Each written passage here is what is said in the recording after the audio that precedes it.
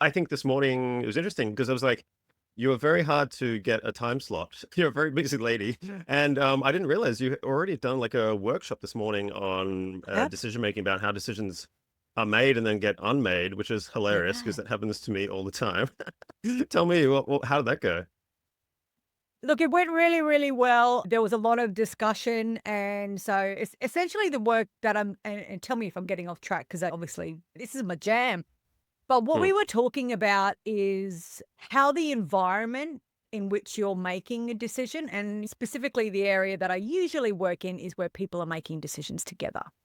So where it's not a solo decision that you're making. But having said that, the factors that are involved are just as relevant if you're making decisions yourself as if you're making them with other people. So essentially, out of my research, I've developed a framework that has what actually is in the decision environment. And so within my model, I've got three elements, and together they make up 10 dimensions that can Oh, yes, I influence heard about how these. a decision is, how is a decision made? And can I share my screen? I'm happy to share it with you if you like. Yeah, if you want. I mean, that was one of my questions actually about what are these 10 things because I haven't looked into it very much, but yeah, look, just while you're getting that up. Oh, here we go. Okay, so there's three main areas and then multiple Correct? ones within those. Okay, Correct. So I'm happy to talk you through them. let's do it.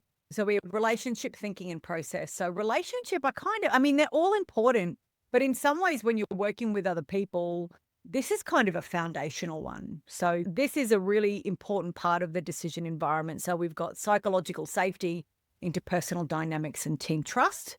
Are people happy to share information? Are they happy to get involved in conversation? What is it they're sharing? What is it they're not sharing? Do they trust each other's motives? What's your agenda? If I think you've got a hidden agenda, then I'm going to respond very, very differently to if I think that you're just as altruistic and in it for the Okay, same things as me. can I just comment something here? I think by far this is the biggest one. Like, if I had to summarize this as like politics, right, of Correct. group decision making, and this is like I think that kills better quality decisions. I would say for the outcome that perhaps the company wants or the organization wants versus what individuals want. Yeah, exactly. And I think also, though, sometimes we react in ways that we don't really intend to. We don't behave in a way that we're actually represents who we see ourselves as. And that can be because of these things. If someone loses themselves in a team discussion because they think that that person over there is being a,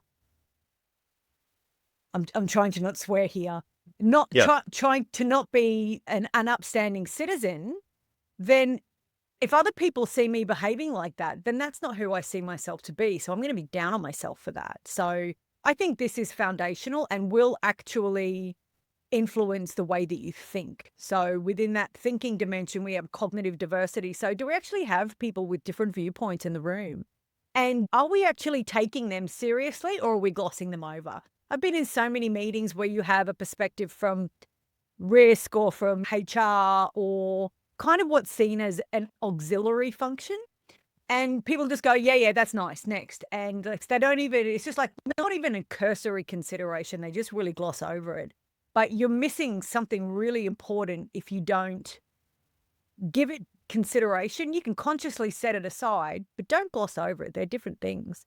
Decision framing, the way you frame something is going to change everything. So if you frame something as a profitability problem, you're going to be looking for solutions that are profitability related fixes when in fact the best solution might be totally something else.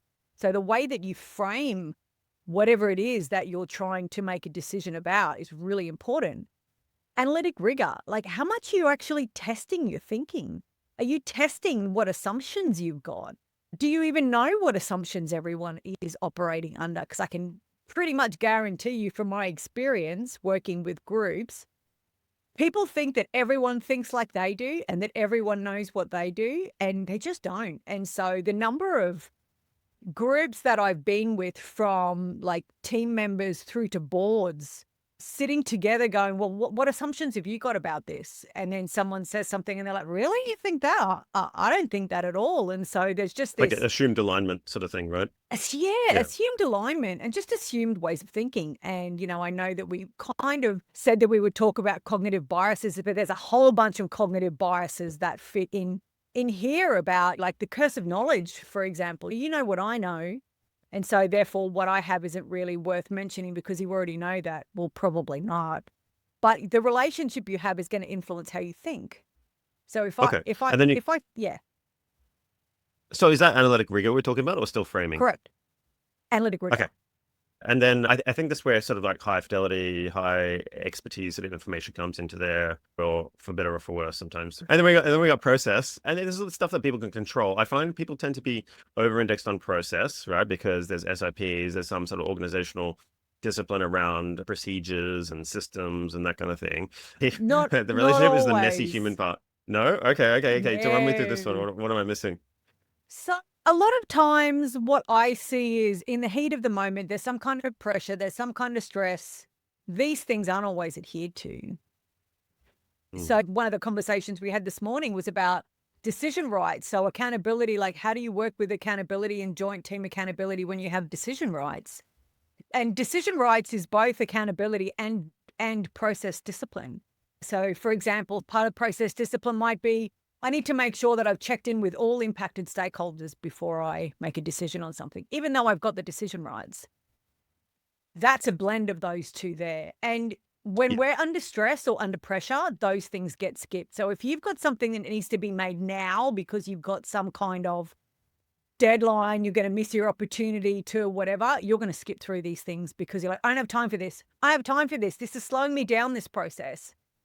But that's when things fall and they fall over. Strategic alignment, again, another conversation we had this morning was about something works really great at a local level, but from a global level, actually it makes no sense and doesn't deliver on the strategy that you're trying to achieve.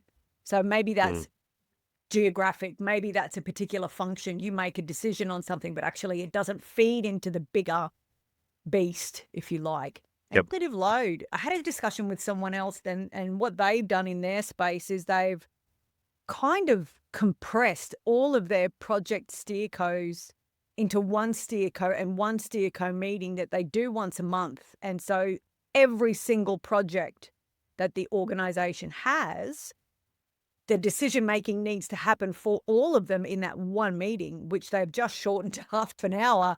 And I just thought, how is that going to work? Not only have you got people multitasking, flipping in their mind from this project to this project to this project, but you're just loading them so much that they don't even have space. And you cannot expect people to make good decisions in that environment because what's going to happen in that environment is they're going to default to what's easiest, what's the status quo, Status quo. what's the least bad option, what's the right thing for me, what's the fast, what's going to give me the most immediate results. And so you're not going to be thinking about what's the longer term impact? Is this actually the best thing to be doing? What could the potential risks be? Because you cannot think properly because we've got essentially it's not factually correct, but it's easy, like it's conceptual. We have two brains. We have our thinking brain and we have our stress brain. They cannot really operate at the same time. So if you're feeling stressed about something, you've got a high cognitive load, you can't really think at the moment, that stress brain's going to turn up and the thinking brain's going to turn down. Yeah. So you can't have them That's both. sort of system two, kind of like they call it system 1, 2, Kahneman. Is that what you're referring to? Sort of, yeah, yeah, There's like 10 different versions of that, but essentially that's what yeah, it is. yeah. But it's true. You cannot be under pressure and think well. It does not work. Well, actually, we do that in negotiation. We use that to our advantage, like the time stress. So if you have to Correct. make a decision really quickly, yeah, you default to that, and we know it, so we use that to our advantage to make That's exactly right. Like that. force them to make a decision. Yeah. And that's part of that's when you start thinking about the decision environment, not that you're in, but that you want to create for other people to influence them, which is a whole different topic of, that kind of how Mm. do I look, I like to just call it what it is. How do I manipulate emotions to get the outcome that I think is right. And I'm not going to say that I want, because it's not for nefarious purposes, of course. But I do a lot of work in that space as well. Like, how do you message and how do you communicate in a way that is going to lead that person through the journey that you want them to from an emotional perspective? Because even Well, it's though we interesting because think that, yeah, like I use that in advisory a lot. So I think the best advisory, and I'm not talking about like consulting here, but more helping other people make the decision you think they should be making. It's kind of like a very light touch. You're kind of like leading a horse to water as opposed to telling correct. them what to do. You're sort of nudging them in a way or getting them to like think the way that you think by seeding like an idea, like Yeah, Inception. It's a subtle art, I exactly. think. Yeah, yeah, It yeah. is, it is, Okay. it is equal parts art, science, and alchemy. It really, really is. Yeah, a bit of NLP. I noticed. Okay, yeah, getting back to your bio. Okay, can I just see if this is accurate? So yeah, thanks for going through that. But I just want to introduce you. So you're a master neuroplastician. What the hell does that mean? I think that's an excellent question. What that means is that in my work, I'm not just about giving people interesting insights and a good time. What I do in my work is try and create change in brain, is try and give solutions that are actually going to increase neuroplasticity so that eventually, if you use what I give you, it will become automatic. So I'm focused on Mm. creating change, not just having an interesting chat. Yeah, which is they say is the probably the hardest thing to do, like change cognitive functioning, like through behavioral conditioning. Like we're just programmed to do what we've done before, and to change that or to unwind. Like I'm reminded of that Star Wars quote: "You must unlearn what you have learned." I think it's probably one of the hardest things you can do. Okay, but let me go through the rest of the bio because that kind of hits on a really important point. So you're a certified speaking professional, helping individuals, teams, and organizations cut through complexity and make decisions that drive real world impact. With careers spanning business intelligence, corporate executive leadership, company directorship, strategic consulting across many different industries, you bring a deep well of experience and stories to your work.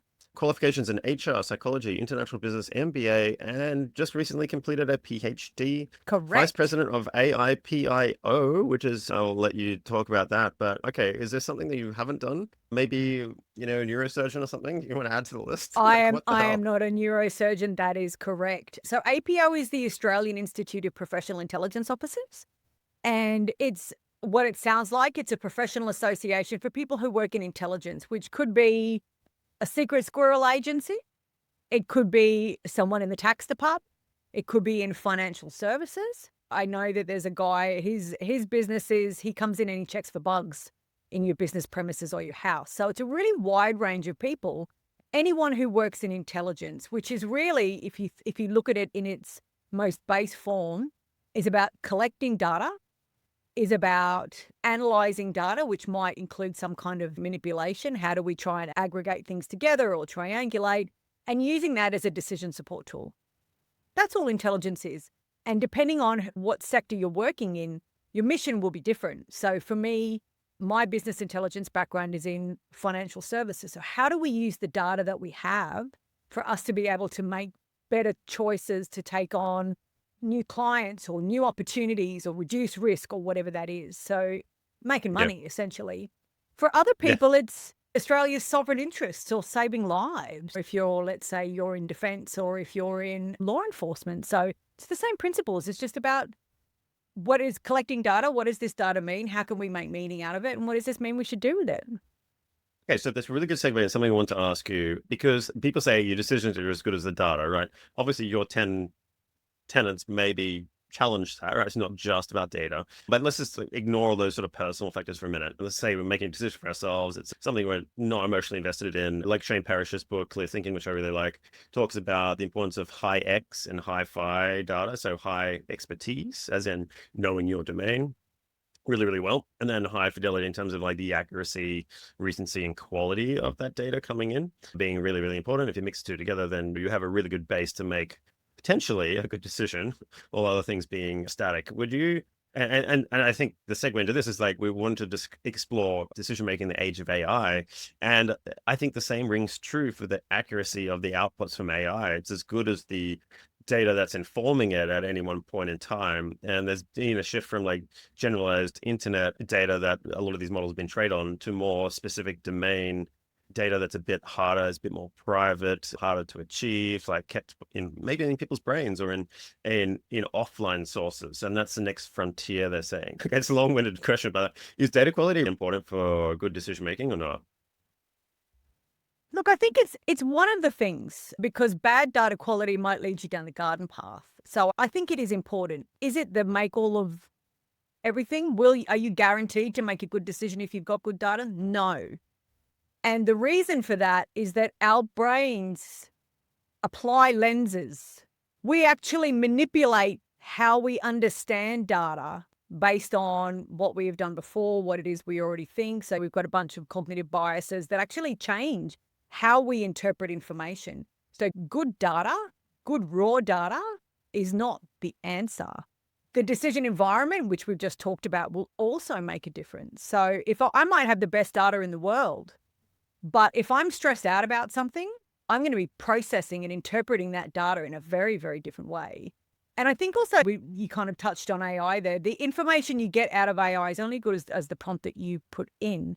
And also the other lens you need to put in is that AI wants you to be happy. So it's going to tell you what you want to hear. So essentially you could end up confirming what it is you already thinking, going, yeah, I knew it.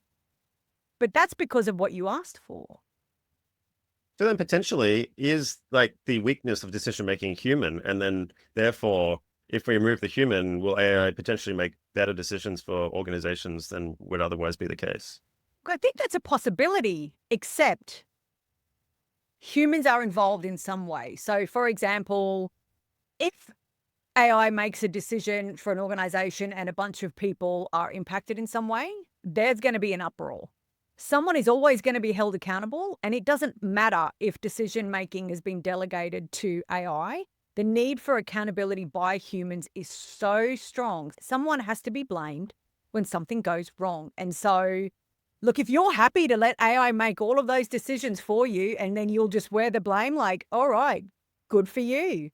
However, it doesn't work like that. And humans, we don't respond as people always expect they will. We are not logical.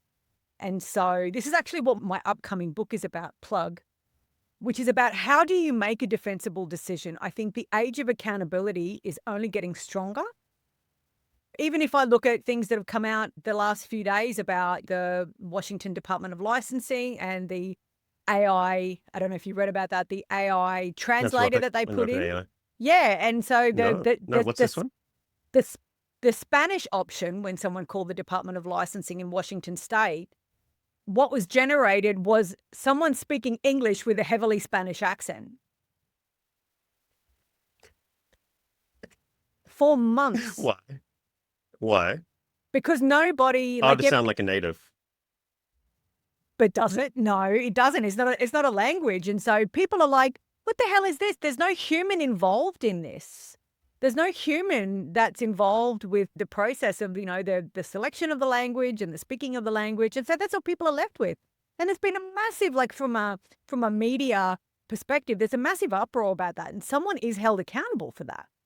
Someone's job is on the line, but also the individuals who are impacted that can't get what they need. So the age of accountability is strong. Look at the Optus 000 outage.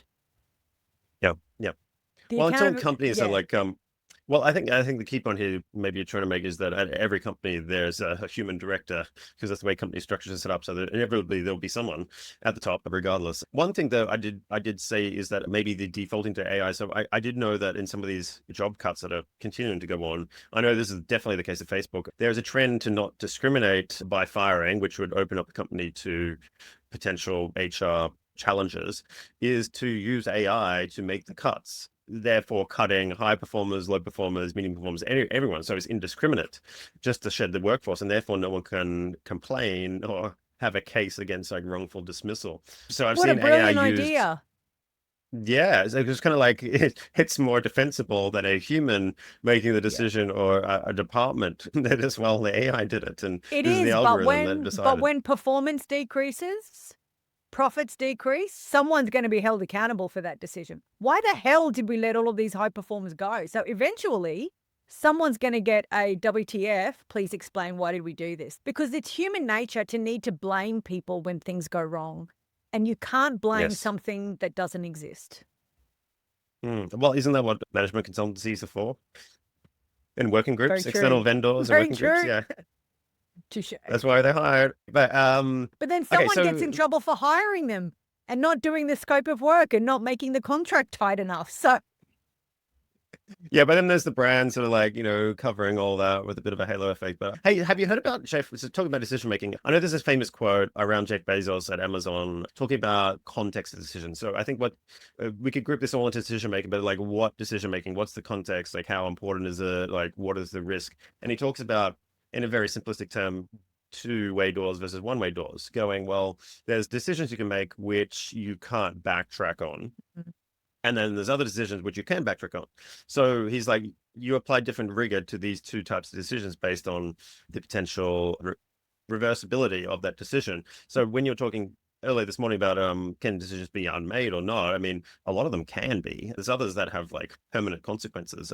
So just like my question is, does the context of the decision that you're making really, really matter? do you know, John, this actually is one of the key tenets of my PhD. So I examined 14 different contexts to identify whether there was any difference in how people would perceive the use of a structured process for group decision making in that context. And I can tell you definitively, yes, context absolutely matters. Okay. So can you run me through your PhD? Like, I know it's probably a very large study, but if we had to simplify it, what are these 14? Now you're testing my memory. I've tried to block it all out. No, I haven't. So I looked at impact. So was there a high impact or like a high significance or a low significance? I looked at was a decision in person versus online? I looked at whether power dynamics were equal or unequal. I looked at you've got a big team, you've got a small team, and you're stretching my brain now to That's recall, fun.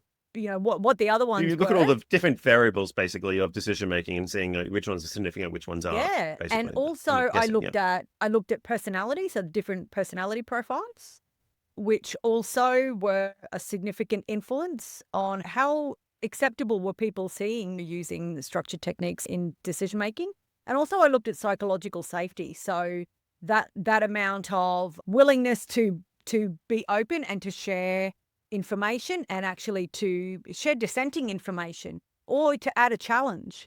I looked at that as well across all three of them were significant when it came to looking at acceptability. I think acceptability is kind of like a bit of a missing link. Everyone's obsessed with what works. What actually can we use to improve decision making? What are the techniques? What are the tools? What are the systems? What are all the things that we can use? And do they work? But actually the bigger question is, do people want to use them? Because if people don't want to use them, they're not going to be used and then they're not going to matter anyway. So I think the bigger question is, how can we make sure that we're using the right tools at the right time, in the right context, for the right things? We're using it intentionally, and then it's more likely to be used. And then you can test whether it's going to be effective. And I think AI is one of those things. To use it Interesting. indiscriminately, to chuck it at everything is not the right answer, because then there's a whole lots of reasons behind that. But if we use it more, we atrophy our brain because we're not using it. There's a neuroplasticity. We have the growing or the extending of neurons and the building of new bridges, but we also have the withering of bridges that don't get used. So the pruning, it's called pruning, that happens. And so if you don't use Well, it, you literally lose it. yeah, I remember we do a lot of that in terms of brand effects. So like long-term brand effects, like people think, oh, one branding moment, you'll remember the brand forever. No, there's a decay. It's pretty predictable decay as well Yeah. over time. So as the memory stores more things, you have to shed other things. So I think that gets overlooked in the world of branding. Like branding is not forever. Coming back to something you mentioned though, just this morning I was seeing this video. Do you know the McDonald's CEO who was like caught eating this burger and Yes. like as if he didn't enjoy it kind of thing, and everyone's like in the advertising world was giving him stick for like, yeah, and then the Burger King guy comes out and he's got mayonnaise all over his face going, I need a Yes. taken, like as a bit of a callback to that. And then I saw he's put another video up this morning going, well, I asked Gemini, Google's AI system, for some ideas about what we could do for product innovation, given context of the current menu items and somewhere we do. So it was very specific in the US for a limited time promotional thing. What some products ideas would you come up with? And it came out with like McRib bites or McRib nuggets. So it was there was the McRib thing that wasn't actually ribs that they brought out for a while and then got rid of. And then so obviously chopping those up into little chunks and then frying them. And there's something else. And it's like, oh, now I pass it on to my innovations team, like the product kind of innovations team, to do their DD on that idea and come back to me with something. So that's where I'm seeing AI being used, maybe in that very initial decision-making phase or ideation phase, and then get validated by internal processes and existing humans in the loop. What do you think of that? Is that the future, do you think? Well, I think depending on what it is, that's kind of what you have to do. I sat in on a really interesting session actually at UQ late last year, which was all about copyright, research and copyright, and the whole question of what can you trademark? What can you patent? And if you don't design something and you're not the originator, because copyright or patent is assigned to who's the creator, but that has to be a natural person. So if Yes. AI starts the process, then you can't There's no copyright. binding law. There's no binding law. Yeah. So there's a risk in Yeah, that. true. Pretty big risk, actually. I mean, that's an international law as well with WIPO, the world's IP organization, which does a lot of names, trademarks, and things like that that apply across multiple jurisdictions. Yeah, it always gets assigned to a person or a company, or generally a person representing a company or an entity to a certain extent. So yeah, you can't assign it to Gemini, can you? You cannot assign it to Gemini. And I think the other thing that has to be considered is humans are a little bit weird. And I wrote a newsletter on this a little while ago, but we want people to take all care and responsibility with us, which means a human touch, but we don't want to do that ourselves. So when I use AI, my perspective is I'm being efficient and smart and getting better ideas. When someone else uses it and tries to present it to me, I think that they're lazy and that they haven't put the effort in and they don't think that I'm important. It is exactly the same thing, but the interpretation we have is different. So I think if you come up with a really great innovation and design that you haven't come up with at all, how am I going to see that? How am I going to respond to that? Just because a person hasn't done it. It's not, it's like, the AI musicians that are coming out or the AI actors, people are absolutely ragging on them because they're not real. And so I think to use AI for product development or product ideation, I don't think it'll be long until the same thing happens. Yeah, interesting. Okay, coming back to decision making, your research, your many years of experience, is there some general advice or like top 3, top 5 or something, like ways or advice you give people to make better decisions or prevent them from making bad decisions? It's like if you have to rank them, talking very generally here, let's put it in a business context, right? At work or whatever. Is there a top 3, top 4, top 5? Well, you've given me some range there. I think one of the first ones is get some good self-awareness of when you make good decisions and when you don't make such great decisions. So if you make a decision and it doesn't go so good, just try and be a little bit clinical when you look at it. What happened? What was the context? What was going on for me? I'm not talking about ruminating and spiraling down a spiral, but just actually trying to look at it from a clinical perspective, because that's going to help you understand what are the triggers that are going to lead to you making good or bad decisions. Okay. Which would vary from And person to person, I'm guessing, right? and time to time. So if I know that if I'm in a stress context about work or a stress context with relationship, those two things might alter my ability to process information very differently. So that is one. Number 2, I would say, is don't trust your brain to be able to do things when the pressure's on. So I'm a massive advocate, and all of my work, obviously being a master neuroplastician, is about how can you scaffold your processes for when you can't do it yourself. So everything that I work with people is not just, hey, you should try and do this, because I know that under pressure that won't work. So I either build or I access existing structured techniques that can help you be able to reach for them when you need them. You've got one up your sleeve you can pull out when you notice you're Like in one of those frameworks with contexts. consultants kind of thing. Like in consulting, we learn all the frameworks and they say, okay, chuck out all the frameworks.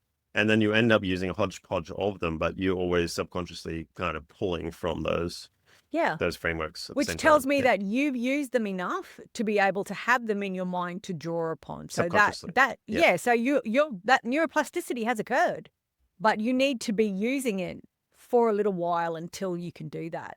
The third thing that I would recommend is talk to other people. Other people can see things that you can't because what you see will be clouded by emotion. And I know there's so many people that say emotions, I leave my emotions at home when I go to work. You cannot.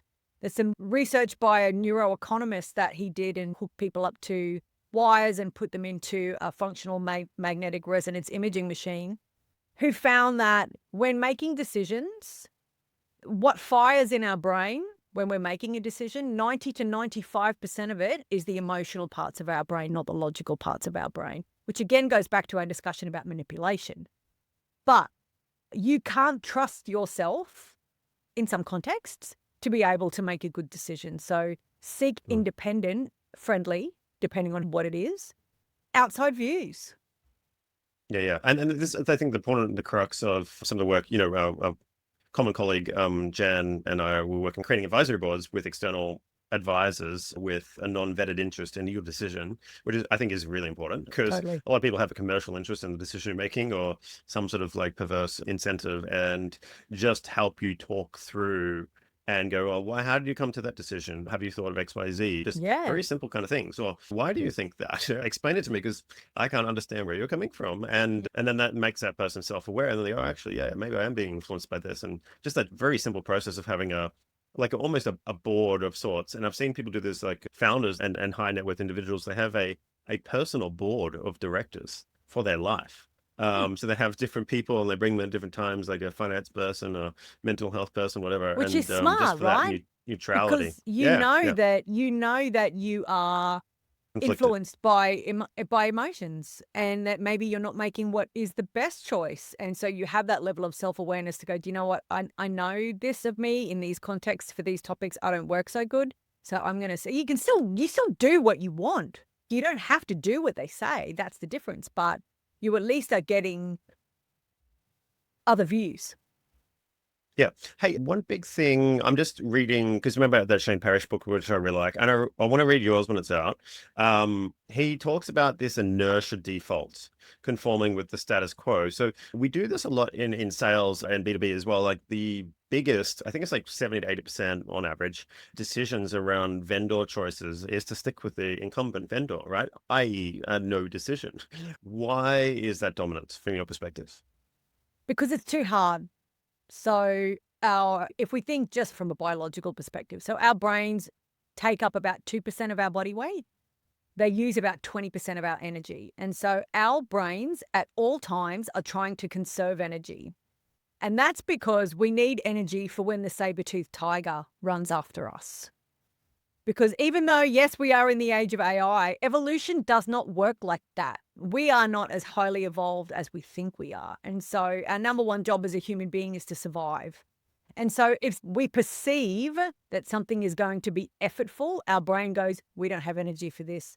Let's just, cognitive biases, let's just rely on this pre-programmed rule that we have that if we think something's too hard, let's just stick with what we've got. And that is the status quo bias.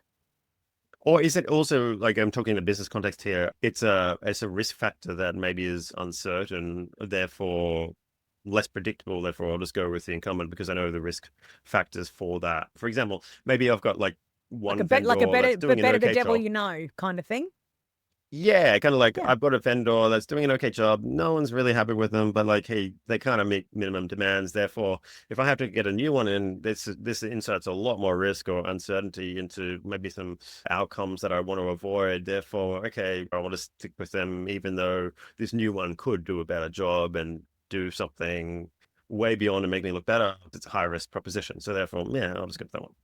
That happens a lot, Yeah. I find. Yeah, and I think the other part of that could be I don't really want to spend the time to dig deep into what those risks are and what the mitigations that we could put in place to negate them or to minimize them. So therefore I'll just go with what I know. Yeah, that happens a lot. I find in B2B sales, which deep into. So you went through your 10 dimensions, which is really interesting. Your PhD is finished. You've got a book coming out. Tell I me do. about this book. So the book is about how do you make a defensible decision. So we've got a working title at the moment, but the premise is that in this age of accountability, look, that's not going anywhere. So how do you make a decision that you can put your hand on your heart and say, yeah, actually, I'm confident with this choice and I'm going to be able to sleep at night. And so I kind of use I'm a massive horror buff, John. So I've got 8 different decision monsters that I talk about in the book that actually come back to haunt you or that haunt you during the process.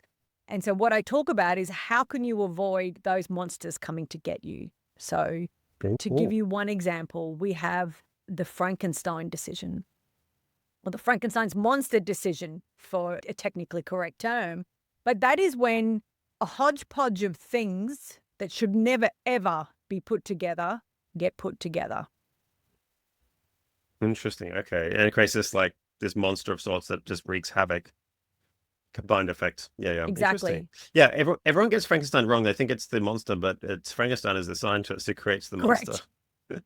Yeah, it's funny Correct. how that works, isn't Well, it? it's So I like how you easier, corrected isn't it? yourself You there. know, it's a long Yeah. name. Frankenstein's monster is like this long, so yeah, I get that. Yeah. Hey, one other thing that comes in a lot, I think, is game theory. So one of the things that another author talks about is if I make a decision, then what happens? And then what? And then what? And you sort of like string out these probable sort of scenarios, which you can then use to, number one, inform the collective group that this is the possible path if we make XYZ decision. So they kind of know ahead of time that's a possibility. And number two, it's a way of thinking through something to make a better decision or sort of map out a bit of it like an issues tree or like mind map of possibilities. Yeah. Is that something you'd recommend as well or not? That is analytic rigor, my friend. Okay, That's okay. what that is. And it is important because otherwise we won't. I talked about before when we're under stress or under pressure, we just default to the short term. We don't want to look further. We can't look further. So you need to have things which might be like a pre-mortem analysis, which is that like what are all the things that could go wrong at this in 12 months? Let's pull them all out and then let's work backwards to put some controls in place for them. So doing things like that, that is analytic rigor. Okay, yeah, because I've done that before, consulting them like, hey, let's do this thing, especially in uncertain environments, Yeah, where, if you're doing promotional, try to grow a company, which is inherently uncertain and difficult. You go, hey, where's the stop loss? Like, if we invest in this thing, we'll give it a go. Where's the point that we say, hey, this isn't working, and then flip to something else? And you have to have that alternative ready to go. And then everyone is okay with it, even if it has failed, because you kind of told them ahead correct. of time, there's a likelihood of this it could Correct. create, and we're going to plan for the next thing. So, and then I find there is no blowback or very little blowback.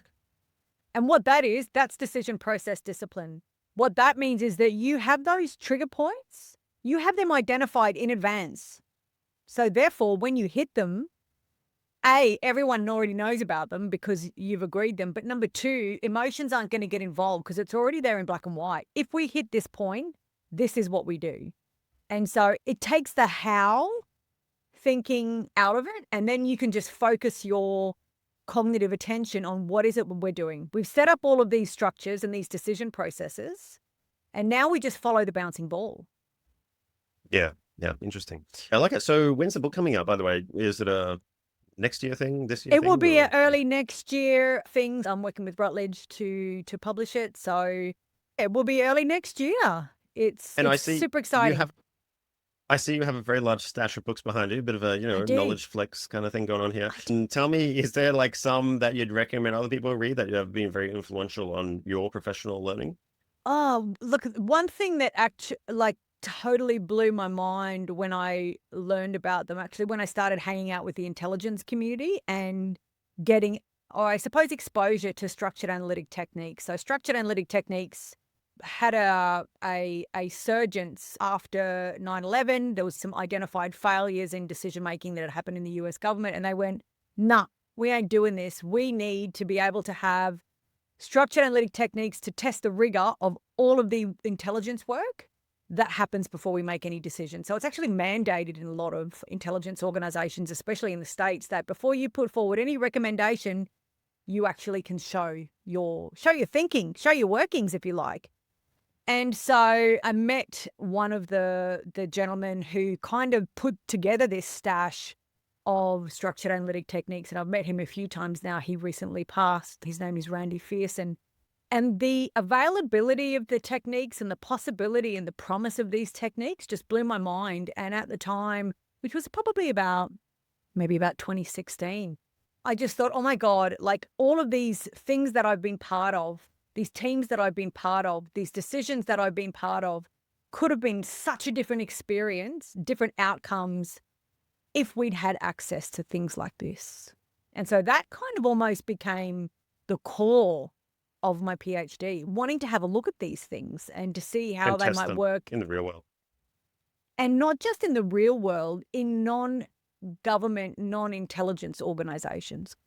Yeah. Interesting. Um, so there's a few books that are in that space, but Okay. if you Google Randolph Fearson, you'll find them. Wow. Okay. So I'll have to go hunting for that. That's a really good recommendation. There's another guest, Benjamin Dennehy, a sales trainer. So he trains sales managers to then train other people. Okay. Anyway, it doesn't It's matter. like a train the trainer. Yeah.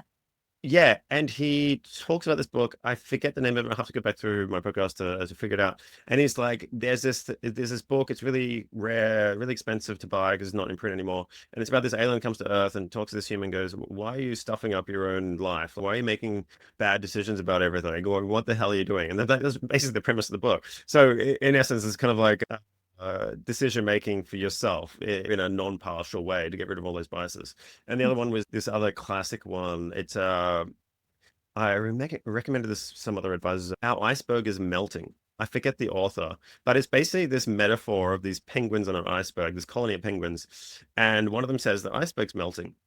And no one else believes it. And then there's this process of like trying to convince everyone else that the iceberg is indeed melting. And then they did the analysis and investigation of whether it was or it wasn't. And then I won't spoil the story, but it's a metaphor for kind of how decisions are made from one source inside the organization, how to influence and align other people to potentially the right or wrong decision.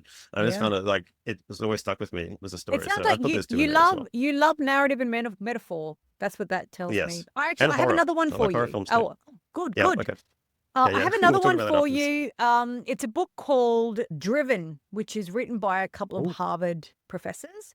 And they've done like a massive meta-analysis, around years and years of meta-analysis, lots of different research. So the premise of the book is that as humans, we have four key drivers. So all of us, our key driver is to survive, but we interpret that in one of four ways.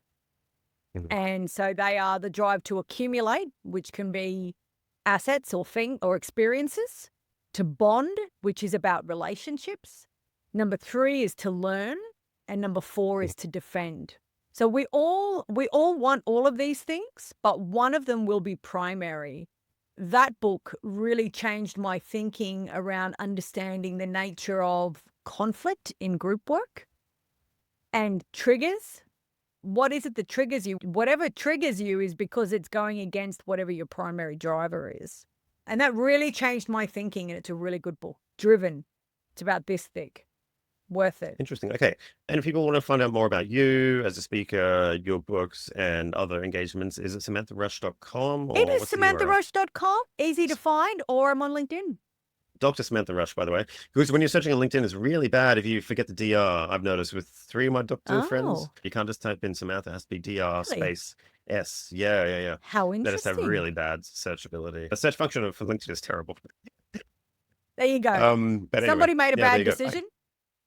That's it. But hey, thanks for your time. I think we'll Pleasure. stop it there. But I have more questions and more things I want to ask you, of course. We could go further down this rabbit hole, but I think for everyone listening, that's a really good sort of teaser into maybe decision making. And hopefully, if there's any little areas in that have sort of hit home for you, we could maybe dig a bit deeper. So Sure. send your questions into both of us and maybe we could respond accordingly. But I'd yeah, love thanks again to. for your time. I know you've got a very busy schedule, so I'll leave it there. And thanks for being on the show. Pleasure.